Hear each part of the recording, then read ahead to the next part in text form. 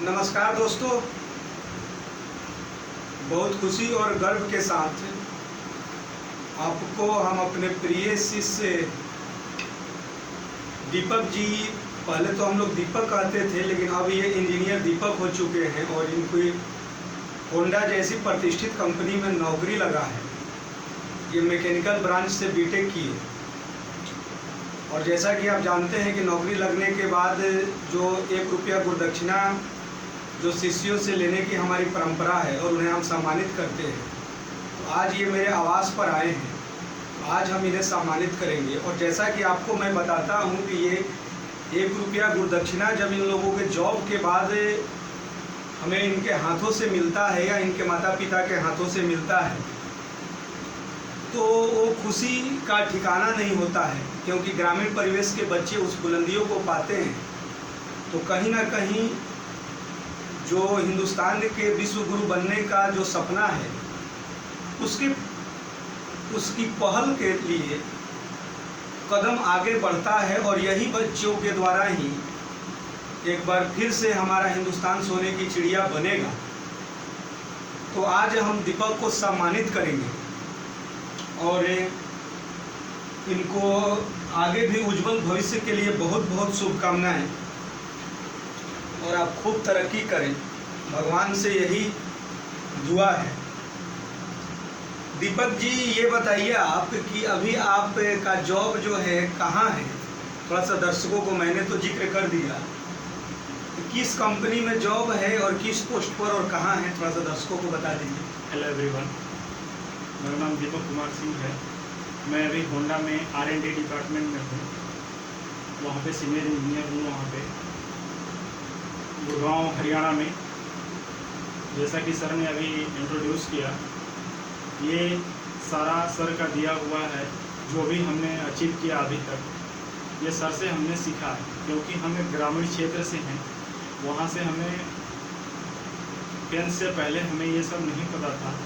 जब 10th करके हम आए सर के पास, तो जो भी हमें मिला वो तो सराहनीय है, लेकिन जो सर ने हमें मजबूती दिया, जो हमारे अंदर स्ट्रेंथ दिया उन्होंने, ये वाकई काफ़ी हद तक ऊंचाइयों तक छूने के लिए ये है।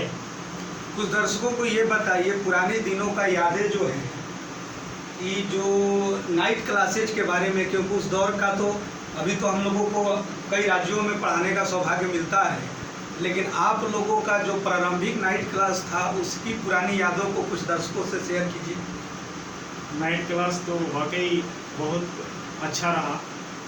हम लोग जब आते थे नाइट क्लास में, तो मतलब एक सिलेबस, एक बुक एक ही दिन में ख़त्म हो जाता था, एक ही नाइट में ख़त्म हो जाता था।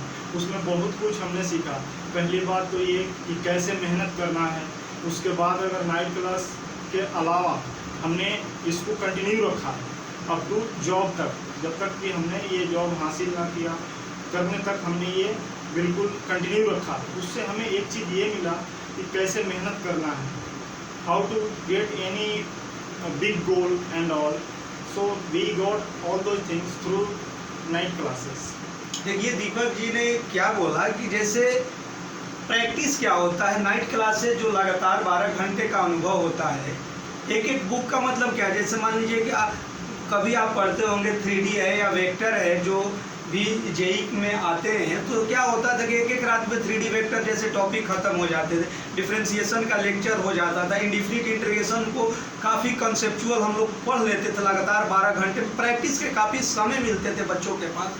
तो कहीं ना कहीं, और एक बात जो बार बार मैं बोल रहा हूँ कि जैसे हम लोग एक शिक्षक हैं और मैं खुद भी बोलता हूँ, सभी शिक्षकों के लिए भी बोलते हैं, सभी लोग नहीं बोल पाते हैं लेकिन मैं खुलकर बोलता हूँ कि हम लोग बहुत सारे बच्चे को पढ़ाते हैं, सारे बच्चे सफल नहीं होते, उसमें कुछ खास बच्चे सफल होते हैं।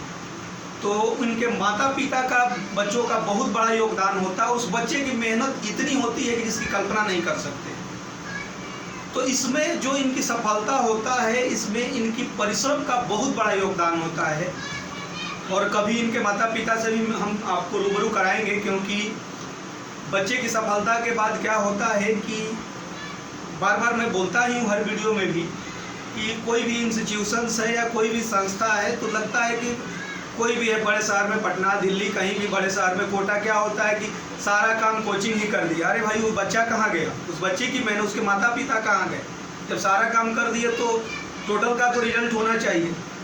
तो इनके माता पिता को भी, क्योंकि माता पिता विलुप्त होते जा रहे हैं, तो माता पिता को हम लोग जो घर घर जाकर सम्मानित कर रहे हैं सफल होने के बाद, तो इनके माता पिता से भी आपको रूबरू कराएंगे इनके आवास पर जाकर, क्योंकि ये तो जॉब के बाद तो बच्चे मेरे आवास पर आते हैं गुरुदक्षिणा देने के लिए, लेकिन माता पिता को सम्मानित करने के लिए हम लोग खुद बच्चों के आवास पर जाते हैं।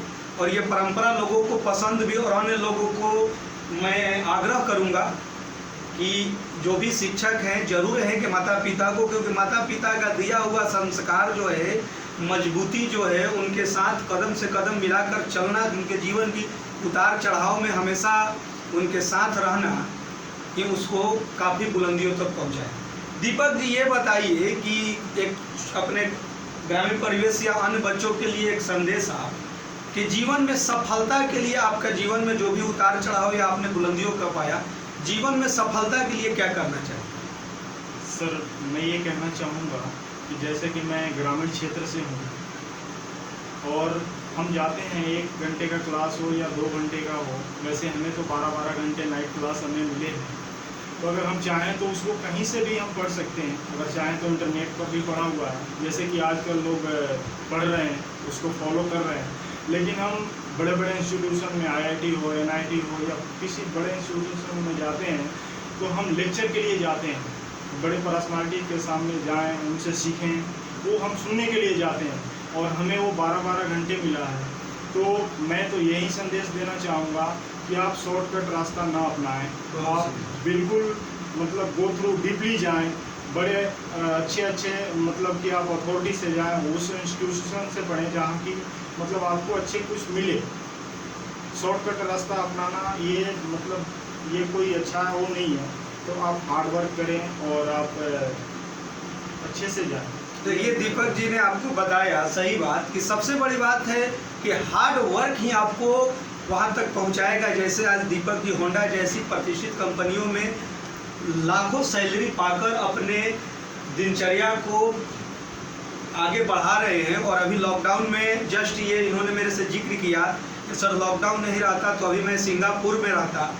तो चलिए आगे भविष्य के लिए शुभकामनाएं। लॉकडाउन तो ख़त्म होगा, ये कोरोना जैसी जो पेंडेमिक है इससे पूरे देश क्या सभी मानव जाति को राहत मिलेगा। और फिर सिंगापुर क्या आपको विश्व के जितने भी डेवलप कंट्री हैं या जो भी हैं, आपको आपके मेहनत को, आपके कर्म को सभी सलाम करेंगे। एक छोटा सा जिक्र मैं आपसे करना चाहता हूँ। काफ़ी एक स्टूडेंट आप रहे हैं और आज एक प्रतिष्ठित कंपनी में आप जॉब भी कर रहे हैं और आपने मैकेनिकल ब्रांच से पढ़कर बीटेक किया। लेकिन अभी के हम बच्चों को एक चीज़ देख रहे हैं जो हर सफल स्टूडेंट से मैं डिस्कस कर देता हूँ, कि जैसे आप लोग पढ़ते थे या हम भी कभी स्टूडेंट रहे, तो टीचर हम लोगों को होमवर्क देते थे, तो हम लोग रात को आकर या जब समय पढ़ने बैठते थे तो उस क्वेश्चन पर काफ़ी घंटे थिंक करते थे। क्वेश्चन बने या ना बने उससे नहीं, उसमें एग्जाम्पल देखते थे, उसके बाद थिंक करते थे, सोचते थे कि उस क्वेश्चन को हल करें। अपने सीनियर के यहाँ कुछ देर सोचने के बाद सीनियर से के यहाँ भी जाते थे पूछने के लिए। लेकिन आज के बच्चों को मैक्सिमम हम लोग देख रहे हैं कि कोई टीचर होमवर्क दिया तो उस क्वेश्चन पर 2 घंटा 3 घंटा या उस क्वेश्चन पर काफ़ी देर तक सोचकर उस पर सेल्फ अटेम्प्ट न लेकर वो डायरेक्ट गूगल पर उस क्वेश्चन को टाइप करता है, चाहे NCERT का क्वेश्चन है या कोई प्राइवेट बुक्स के हों, डायरेक्ट गूगल पर टाइप करता है और उसको क्वेश्चन को सोल्यूशन निकाल कर और टीचर को दिखा देता है। ऐसा बहुत सारे हो रहे हैं। ऐसा आप मैं जो बता रहा हूँ इस चीज़ को आप एहसास भी करते हो। तो क्या दीपक जी ये बताइए, क्योंकि आपके दौर में तो ऐसा होता नहीं था, तो क्या उन बच्चों को फ्यूचर के लिए बेहतर है, क्या ऐसे प्रोसेस से माइंड ग्रोथ कभी कर सकता है कि कहीं ना कहीं कुछ देर तक समय भी नहीं दिया और डायरेक्ट 2-4 मिनट के बाद ही समझ गया नहीं बनेगा तो गूगल पर टाइप कर लो। तो ऐसे बच्चों को क्या संदेश देना चाहिए? मैं ये कहना चाहूँगा कि ये जो है ये तो आप इसमें आपका कोई मतलब आपका मेंटल कोई उसमें अप्लाई नहीं किया, ये तो आप जस्ट नेट से लिया आपने और आपने कॉपी पेस्ट जैसा थॉट्स इसमें लगाया। जब तक कि आप खुद हार्ड वर्क नहीं करेंगे, आप खुद अपने माइंड को अप्लाई नहीं करेंगे, उसमें आप लगेंगे नहीं, तो ये आपके लिए बिल्कुल होगा। See guys, now competition is too high, we can not imagine how competition is high, so we need to go deeply by anybody observation, principle and all. Instead of doing this type of things, we need to go by self attempt and all.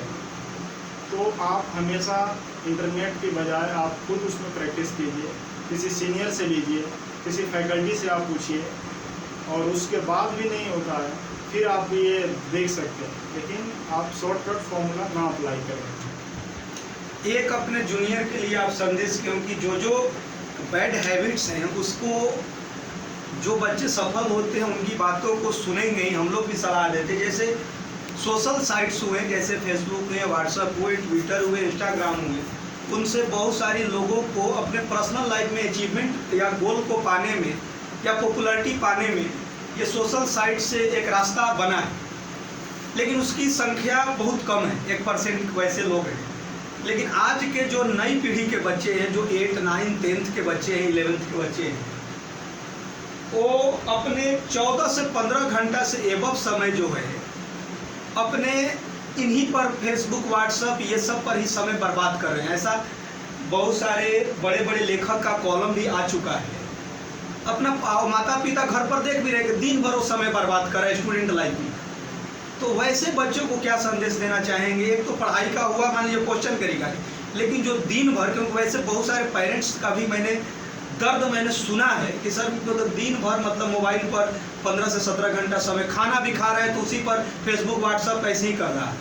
तो उन बच्चों को क्या संदेश देना चाहिए? मैं इनको यही कहना चाहूँगा कि सोशल मीडिया है, इसको आप अच्छे मैनर में यूज़ करें, कम यूज़ करें। इसके लिए आप इसके सिवा आप बुक को प्रेफर कर सकते हैं, फैकल्टी के नोट्स को आप प्रेफर कर सकते हैं। सोशल मीडिया पर ज़्यादा टाइम व्यक्त करने से आपकी mental capacity, thinking capacity and all ये डिस्टर्ब हो जाएंगे, तो आप अच्छे से मेहनत नहीं कर पाएंगे। तो आप इसको ज़्यादा से ज़्यादा अच्छे तरीके से यूज़ करें अगर करना है तो, नहीं तो आप इस पर फालतू की चीज़ों पर ध्यान ना दें। ये आपके फ्यूचर पर इफेक्ट करेगा, अभी आपको समझ में नहीं आएगा, लेकिन जब आप मतलब आगे जाएंगे फिर आपको पता चलेगा कि बेस आपका फाउंडेशन अगर स्ट्रॉन्ग नहीं है तो इसके वजह से आप फेलियर हो रहे हैं। तो आप इस पर ज़्यादा टाइम व्यर्थ ना करें। देखिए, मैं तो यही सलाह दूंगा कि आप अपने सीनियर, वो भी वैसे सीनियर जो सफल हो गए, वो भी सबसे बड़ी बात है ग्रामीण परिवेश, और वो भी आप 10th, ये लोग हिंदी मीडियम से जो है 10th का पेपर देने के बाद, उसके बाद 11th 12th में 2 साल हमें पढ़ाने का मौका मिला। वो भी दिन रात हम लोगों ने मेहनत किया, और उसके बाद प्रतिष्ठित कंपनी पर लाखों की सैलरी पर ये कार्यरत है और अपने सपनों को पंख लगा रहे हैं। तो इन लोगों का जो भी सलाह है ज़रूर आप मानिए, क्योंकि ये अपने अनुभव से ही उन बातों को शेयर कर रहे हैं। तो आगे भी ऐसे ही जो भी इनके जैसे मेरे स्टूडेंट मिलते जाएंगे और आएंगे, तो आप लोगों को हम मिलवाते रहते हैं उनकी सलाह को। तो मैं आग्रह करूंगा कि दीपक जी तो पहले बोलते थे हम लोग, इंजीनियर दीपक जी की सलाह को आप लोग मानिए और इनकी राय को आप बताइए कमेंट बॉक्स में। जो अभिभावक भी हैं कैसा लगा, और कहीं ना कहीं एक बेहतर राष्ट्र निर्माण में ऐसे ग्रामीण परिवेश के स्टूडेंट जो बुलंदियों को छू रहे हैं, इनका बहुत बड़ा योगदान रहेगा। Thank you.